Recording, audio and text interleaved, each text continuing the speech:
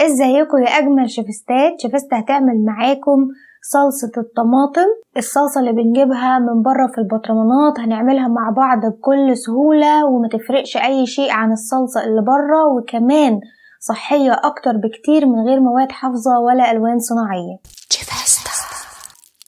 لو عايزة تعرفي أسرار الشيف وتطبخي بكل سهولة، اشتركي في قناة شيفستا وفعلي الجرس. مع شيفستا كل الستات شيفستات.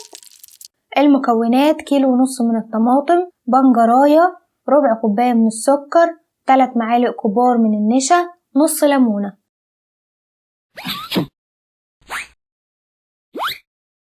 أول حاجة في حلة على نار عالية بحط كيلو ونص من الطماطم غسلاه ومقطعاه 4/4، وبنجراية متوسطة متقطعة مكعبات صغيرة عشان تبقى سهلة انها تستوي معايا، وربع كوباية من المية بس عشان تلحلح الطماطم كده معايا ويبقى سهل عليها انها تنزل ميتها وتستوي على نار عالية لحد ما تغلي بالشكل اللي انتوا شايفينه ده، والطماطم تنزل ميتها. اول ما اشوفها بتغلي والطماطم نزلت ميتها كده ههدي بقى عليها النار خالص عشان تستوي براحتها وتتهري على الاخر. شايفين ازاي بدأت ان هي تتهري اهي، الطماطم خلاص اتهرت تماما. اول ما الاقي ان البنجر بتاعي بقى سهل الهرس يبقى هي كده اول مرحله فيها جاهزه. هجيب بقى الهاند بلندر، اقدر ان انا اعملها بالهاند بلندر وهي في مكانها او في الخلاط. للناس اللي مش عندها هاند بلندر اقدر ان انا اخلطها في الخلاط عادي جدا، بس بسيبها تهدى شويه ما تبقاش سخنه قوي. بضربها بالبلندر بالشكل ده لحد ما تبقى كريمي معايا خالص. طبعا ببقى مهديه النار عليها خالص. شايفين ازاي بقت كريمي جدا جدا، مبقاش فيها اي حاجه باينه لوحدها. على النار اللي جنبها بقى بحط طاسه وبحط فيها ربع كوبايه من السكر، بوزعها بالشكل اللي انتوا شايفينه ده عشان عايزاه اعمل لها شويه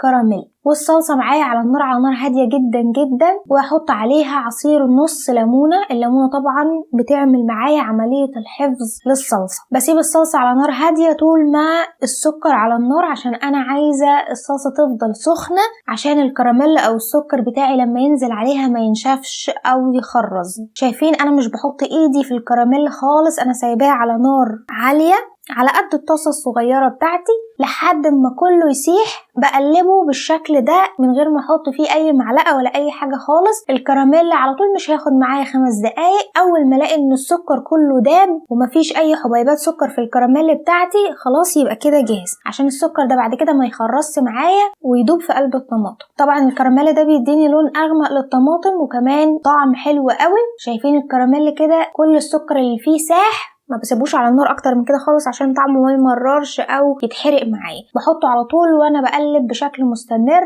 وطبعا زي ما قلنا الصلصه معايا على نار هاديه جدا. باخد باقي الكراميل اللي في الصلصه وبقلب كويس قوي. على طول بلاقي ان في نفس الوقت الصلصه بتاعتي لونها اغمق وادت نفس لون الصلصه اللي بجيبها من بره. بقلب كويس قوي قوي بحيث انه اتاكد ان الكراميل بقى موجود في كل حته في الصلصه بتاعتي. عندي بقى اخر خطوه وهي النشا. عندي معلقتين كبار من الميه، هحط عليهم حوالي 3 معالق كبيره من النشا وبقلبها كويس قوي قوي في الميه لحد ما النشا كلها يدوب في الميه عشان مفيش اي حاجه تكلكع معايا في الصلصه بتاعتي. ومع التقليب المستمر هبدا ان انا انزل النشا واحده واحده سرسوب كده زي ما انتوا شايفين. طبعا النشا دي هي اللي بتمسك لي الصلصه وبتديها القوام المعروف للصلصه اللي بنجيبها من بره. في ناس بدل النشا بتحط مع الطماطم والبنجر بطاطسايه، مفيش مشكله، ده يمشي وده يمشي، لكن النشا طبعا للناس اللي عايزه تعمل حاجه ما تاثرش على طعم الطماطم نفسها وبتديني نفس القوام ونفس التقل والسمك بالظبط. بقلب فيها لحد ما احس ان الصلصه بتاعتي بدات ان هي تغلي او تبقبق كده وتطلع فقاقيع، بحيث ان اتاكد ان النشا استوت فيها. وعلى طول بلاقيها تقلب. شايفين هو ده القوام اللي انا عايزاه. هي كده تقيله وبرده لسه لما تنزل من على النار وتقعد شويه هتتقل اكتر.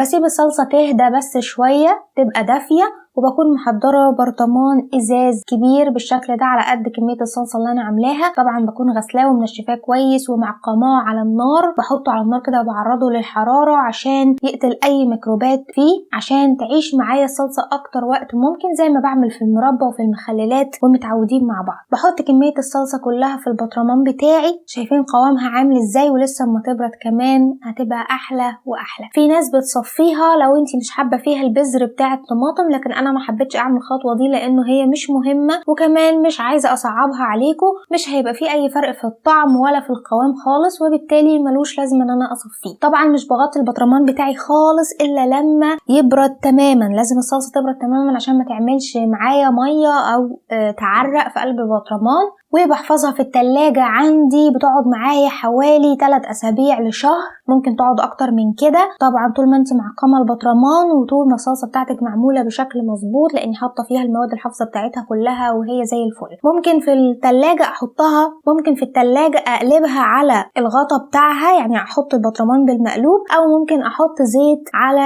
وش الصلصة بحيث ان هو يعمل لي عازل بين الهواء او البكتيريا والصلصة بتاعتي فتعيش مدة اطول. ممكن طبعا احطها في الفريزر تقعد بقى معايا من السنة للسنة ما فيهاش اي مشكلة. يا ريت تجربوها وتقولوا لي رأيكم في التعليقات، وبالهنا والشفا.